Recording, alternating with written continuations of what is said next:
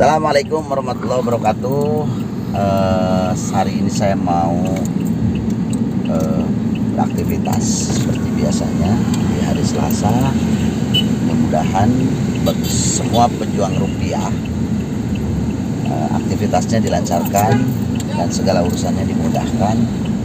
Baroga kita singka bayar, baroga urusan singarangges, pokoknya kesuksesan milik kita bersama dikala kita menerapkan mindset yang positif dan berpikir yang baik-baik. Jangan biasakan dan jangan kotori kepala kita untuk berpikir yang tidak baik. Biasakan kalau kita berpikir baik, maka insya Allah yang terjadi untuk kita semua adalah hal-hal yang penuh dengan kebaikan. Aktivitas yang kami lakukan hari ini sama tetap berjuang untuk keluarga, cari nafkah ya, karena bagi laki-laki semua juga tidak boleh bersantai-santai, sementara orang yang di rumah atau orang yang wajib kita perjuangkan itu belum tercukupi.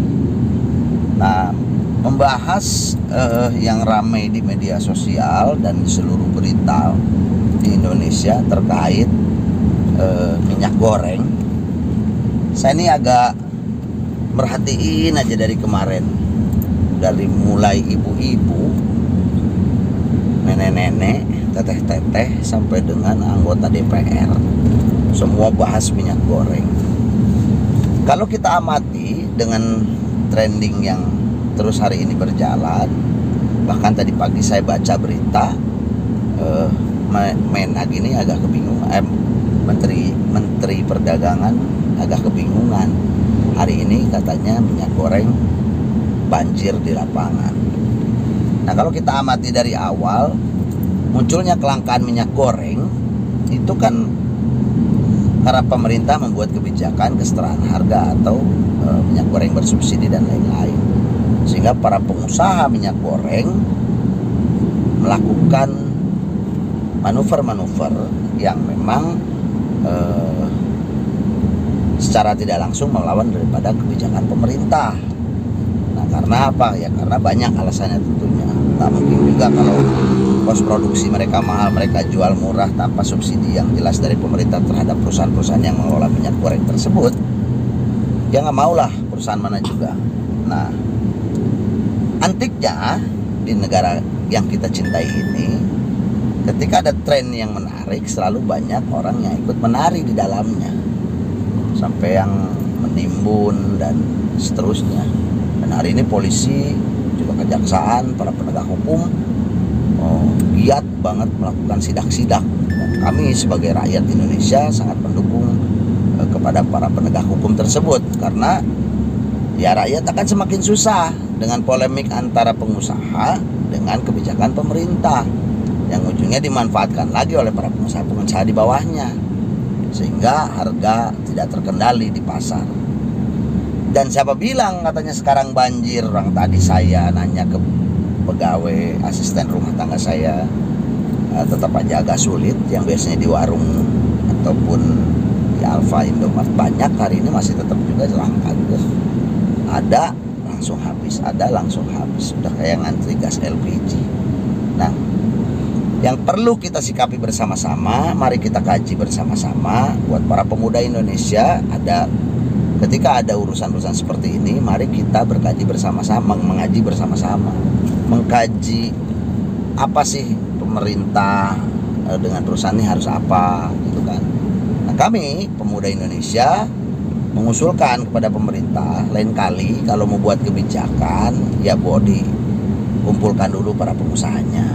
Jangan main asal ketok-ketok palu aja dengan bisikan-bisikan orang-orang yang penuh dengan punya kepentingan. Karena polemik bisnis hari ini masuk di sektor politis.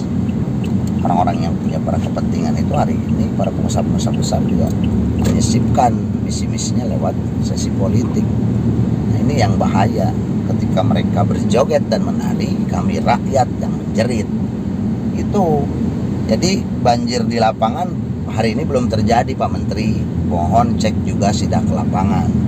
Adapun ada Kalau di pasar-pasar tradisional seperti yang kita lihat di berita-berita juga sama, kejadiannya di tempat kami juga sama. Nah, kami menyarankan untuk pemerintah melakukan atau mengundang semua para pengusaha yang berkaitan dengan hal tersebut, ataupun besok memerumuskan kegiatan apapun, ya sama, harusnya diskusi dulu, cari suara terbanyak dulu, sehingga ketika dibuat kebijakan itu sudah hasil keputusan bersama dan tidak merugikan pihak manapun. Rakyat tidak dirugikan, pengusaha tidak dirugikan.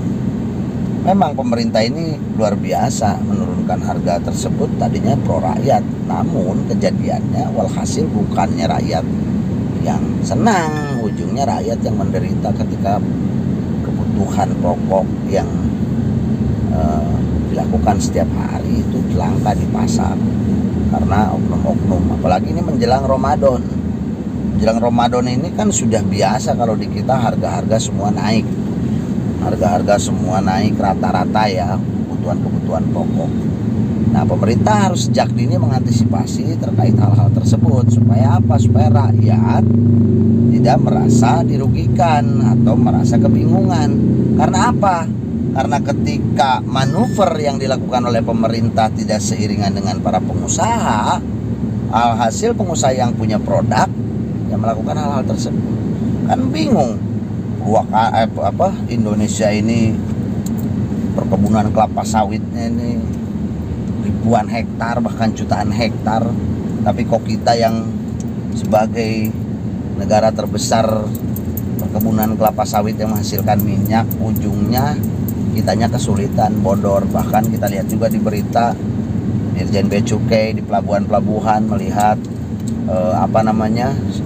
diekspor keluar, itu kan lucu jadinya. Nah, itulah yang harus benar-benar pemerintah kaji, bagaimana caranya rakyat ini tidak selalu diombang-ambing dengan keputusan-keputusan yang mengundang kegaduhan. Banyak sekali ini kejadian-kejadian seperti ini di Republik yang kita cintai ini. Karena sejatinya rakyat sejahtera, negara hebat. Rakyat menderita, negara yang kurang pandai mengelolanya. Ini udah mulai bangkit dan geliat wirausahawan kecil juga sudah mulai menata lagi bagaimana caranya bertahan hidup dan mengais pundi-pundi untuk mengembangkan usahanya lagi. Tapi hari ini sudah bukan bicara mengembangkan, bagaimana caranya memulihkan daripada ketertinggalan 2 tahun sebelumnya. Bahkan tidak sedikit para pengusaha-pengusaha itu yang gulung tikar. Nah, itu menarik untuk kita simak. Pemuda Indonesia, pemuda yang hebat, pemuda yang kuat harus tidak boleh ketinggalan daripada isu-isu atau berita-berita yang memang perlu kita kaji bersama. Karena apa? Karena ke depan jika Anda para pemuda setelah menjadi pimpinan di negara ini, tentunya harus lebih paham dan lebih cekatan belajar dari masa sekarang. Karena masa depan itu dibeli oleh masa sekarang. Nanti kita lanjut lagi di tempat kerja saya.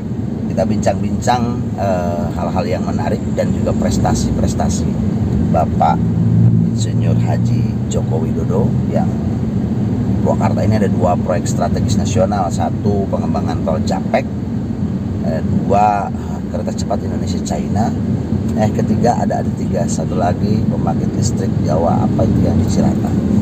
Jadi saya sebagai rakyat Purwakarta merasa berterima kasih karena impact dan dampaknya banyak juga terasa bagi para pengusaha-pengusaha kecil di wilayah sekitaran proyek tersebut.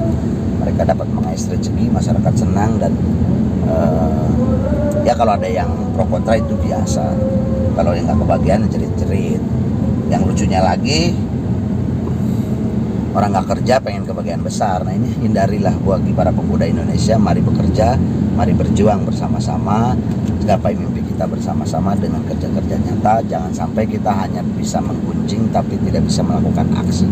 Oke, sekali lagi, masa depan itu dibeli oleh masa sekarang. Lakukan dari sekarang apa yang kamu mimpikan di hari kemudian.